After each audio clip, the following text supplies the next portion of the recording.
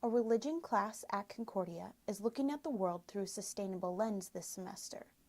Hilda Koster, professor of religion at Concordia, is teaching Ethics of Sustainability, a 300-level religion course that challenges students to think about the issue of sustainability in new ways. Well, the class is actually a class in environmental ethics. So we are thinking about pretty abstract questions, but we also do more concrete things. We think about questions like what is wilderness, should we preserve natural parks? We think about issues concerning consumerism and ourselves as consumers and what we can do to make a change. So I ask students to think of one way in which they can limit their ecological footprint. Often we learn about so many things that we should not do or should do differently. We should not drive our cars, we should use less electricity, we should use less water, we should simply consume less. And it's very hard to implement all of that. So I ask students to just focus on one thing and then study how that one thing, if we all would do it, in the Red River Valley, how that would make an impact. Amongst the students' many different sustainability commitments, junior Michaela Reed has chosen to only use her reusable coffee cup.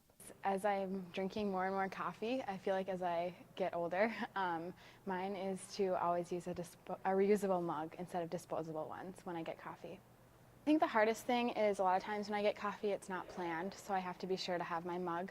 Or if I go out with friends for coffee, I have to make sure to have it because it's so easy to just order something and then get a disposable mug and go with it and throw it away. So it's just the extra planning to make sure, because I've never always had it with me before. I'm getting into more of a habit now, and it's really easy, and but I think it's something that's little that I can do to make a difference. Other people have made a commitment not to eat meat. And if you are an avid meat consumer, that's a big commitment. It's also a commitment that I believe makes a lot of difference if we all would become vegetarian or just simply eat less meat.